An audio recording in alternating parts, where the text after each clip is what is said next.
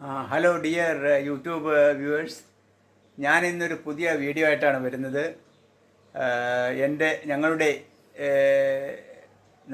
തോട്ടത്തിലെ Suriname cherry എന്ന് പറഞ്ഞ ഒരു ഫ്രൂട്ട് പ്ലാന്റ് ഉണ്ട്. അതിലുണ്ടായ പഴങ്ങൾ അത് ഞങ്ങൾ നിങ്ങളെ പറിക്കുന്നത് പരിചയപ്പെടുത്തുവാണ്. അത് വളരെ നന്നായിട്ട് പ്രാവശ്യം എൻ്റെ ഫലം കിട്ടിയിട്ടുണ്ട്. അപ്പോൾ അത് ഞങ്ങൾ ഇതിന് പുറകെ ഞാനത് പോസ്റ്റ് ചെയ്യുന്നുണ്ട്. സുരിനാം ചെറി എന്ന് പറഞ്ഞാൽ ബേസിക്കലി അത് നമ്മളുടെ നാട്ടിലുള്ളൊരു ബ്രീഡല്ല. അത് ആക്ച്വലി അതൊരു ഇതാണ്, ട്രോപ്പിക്കൽ ടൈപ്പാണ്. അതായത് മറ്റുള്ള അമേരിക്ക അങ്ങനെയുള്ള കൺട്രീസിലൊക്കെയാണ് ധാരാളം അതുണ്ടാവുന്നത്.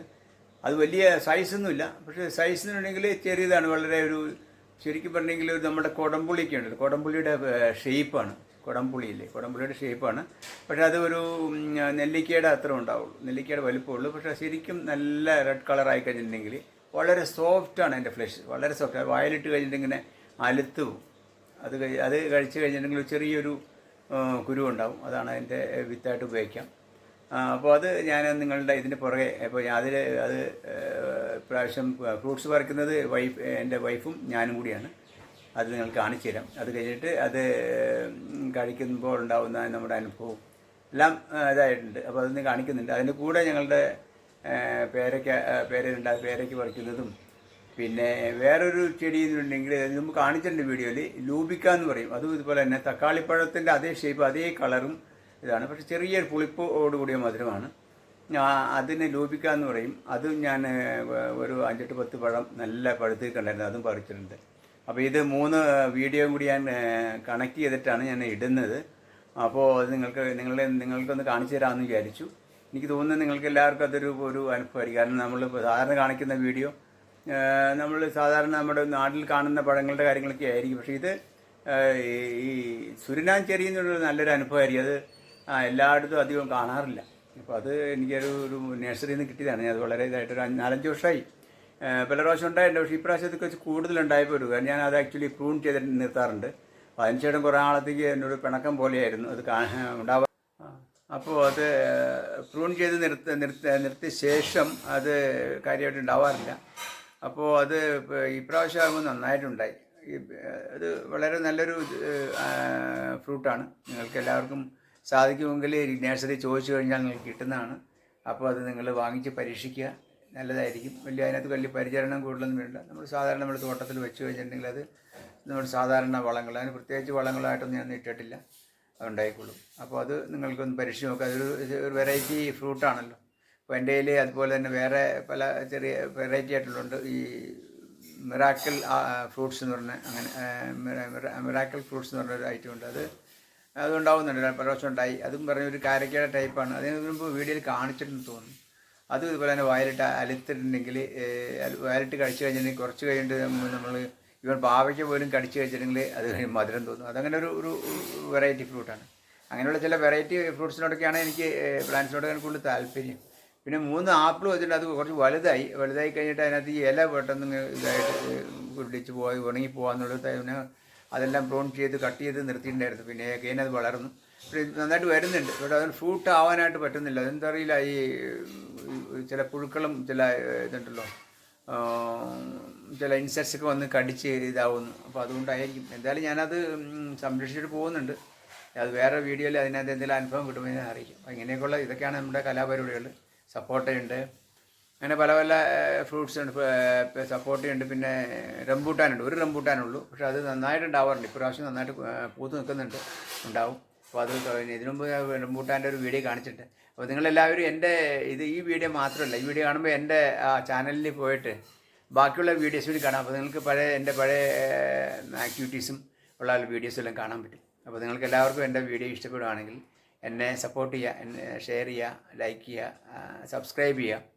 അപ്പോൾ അങ്ങനെയൊക്കെയാണല്ലോ ഞാൻ വലിയൊരു യൂട്യൂബർ വ്ളോഗറൊന്നുമല്ല, പക്ഷേ എനിക്ക് ഇങ്ങനെയുള്ള ചില കാര്യങ്ങളൊക്കെ ചെയ്യുന്നൊരു താല്പര്യമാണ്.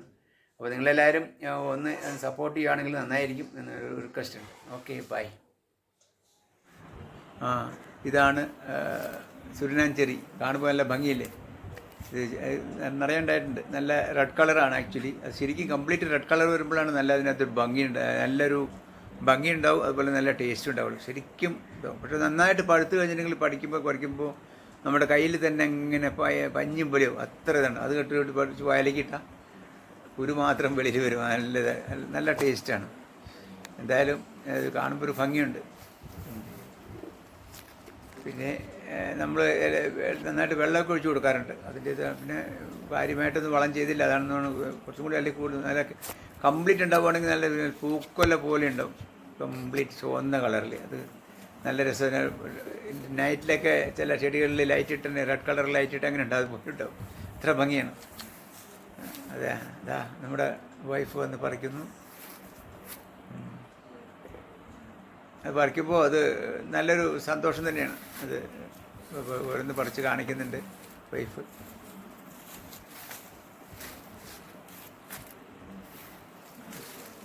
ഉണ്ടോ, കാണിച്ചു തരുന്നുണ്ടോ? ചുവപ്പ് കളറിലാണ്. അതാണ് പറിച്ചിരിക്കുന്നത്.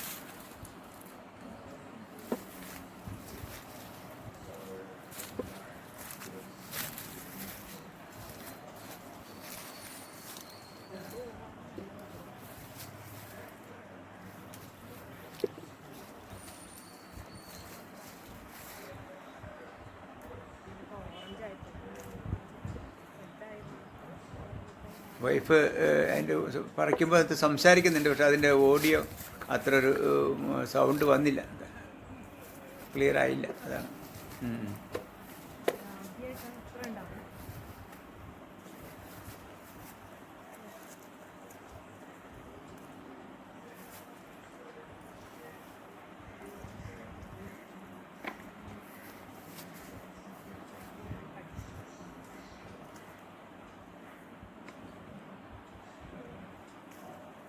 പറിച്ചൊക്കെ ഇരുന്ന് കളർ മാറുമായിരുന്നു വിചാരിച്ചു.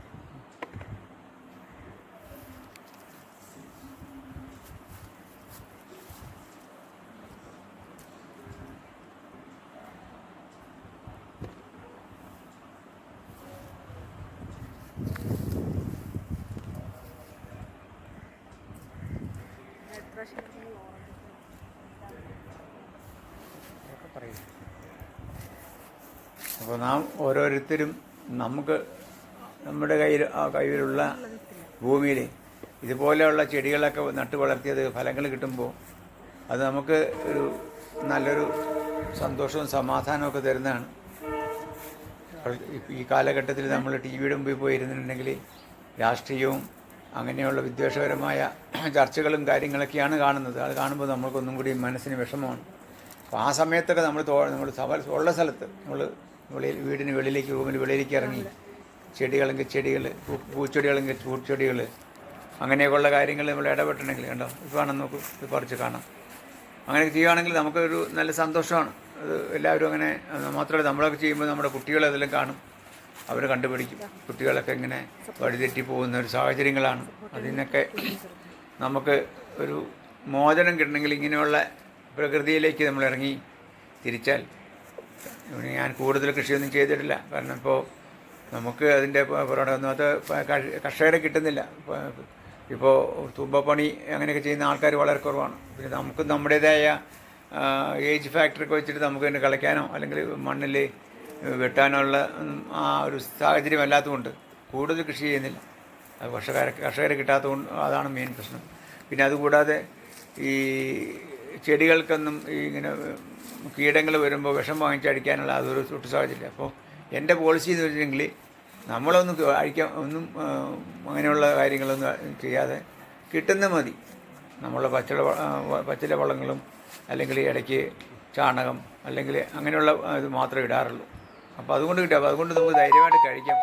നമ്മൾ കഴിക്കുന്ന സാധനം വിഷമില്ലാത്തതാണ് എന്നുള്ള ഒരു ബോധ്യം നമുക്കുണ്ടാവും. ഇതൊക്കെയാണ് നമ്മുടെ കാര്യങ്ങൾ. കണ്ടോ, ഇത് കാണാൻ നോക്കൂ, ഇത്രയും പഴം കിട്ടിയിട്ടുണ്ട്. അപ്പോഴും കണ്ടോ, ശരിക്കും കുടംപുളിയുടെ ഒരു ഷേപ്പാണ്, പക്ഷേ എന്നാലും നല്ല തക്കാളിപ്പഴം പോലെ ചുവന്നതാണ്. നല്ല ടേസ്റ്റാണ്. വയലിട്ട് കഴിക്കുമ്പോൾ അറിയാൻ പറ്റും. അത് കണ്ടോ, മുഴുവൻ ആ പഴങ്ങൾ കാണുമ്പോൾ ഉള്ള ഭംഗിയുണ്ടോ. അത് വൈഫ് അത് കാണിച്ചു തരികയാണ്. കണ്ടോ, എന്ത് സന്തോഷം. അത് ഉണ്ടോ, അതാണ്.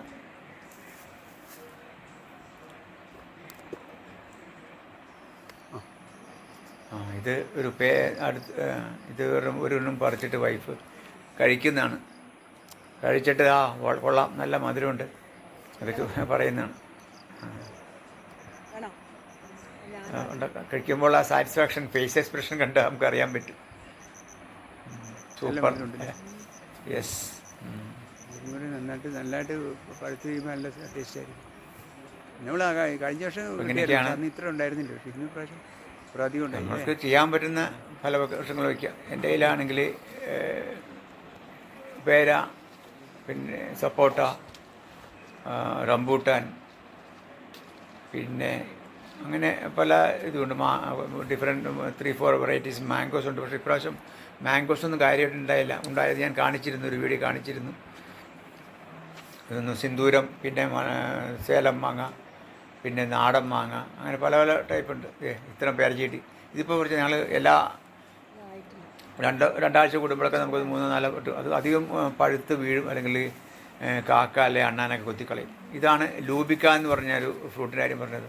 ഇതിപ്രാവശ്യം ഞാൻ പ്രൂൺ ചെയ്ത ശേഷം അത് കൂടുതൽ ഉണ്ടായിട്ടില്ല, ഉണ്ടായി വരുന്നുള്ളതുകൊണ്ട് ഇതിൻ്റെ ഇടയ്ക്കാണ്. ശരിക്കും തക്കാളിപ്പഴം തന്നെ, അതിൻ്റെ ഒരു ചെറിയൊരു വകഭേദം, ഒരു നല്ല പുളിയും മധുരം കൂടിയ ഒരു ടേസ്റ്റാണ്.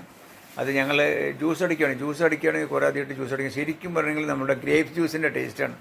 ചെറുതായിട്ടൊന്ന് എന്തെങ്കിലും ഷുഗർ ഇട്ട് കൊടുത്താൽ മതി. ഇതാണ്. അപ്പോൾ ഇതിപ്പോൾ ഞങ്ങളൊരു ബോൺസായി ടൈപ്പായി, നല്ല വലിയ ഇതായിപ്പോൾ ഞാൻ പ്രൂൺ ചെയ്ത് വല്ല സ്റ്റെം കണ്ടാൽ അറിയാൻ പറ്റും. ഒരു ബോൺസായി മോഡലാണ്. ഇതാണ് ലൂബിക്ക എന്ന് പറയുന്ന ഫ്രൂട്ട്. അതിന് കൊലയായിട്ട് കിടക്കുന്നത്. അത് നല്ല ഇത് തക്കാളി. അതുപോലെ തന്നെ ഞങ്ങളൊരു 2-3 കുപ്പിയിൽ അച്ചാറിട്ട് വെച്ചിട്ടുണ്ട്. അച്ചാർ നന്നായിട്ടുണ്ടാവും.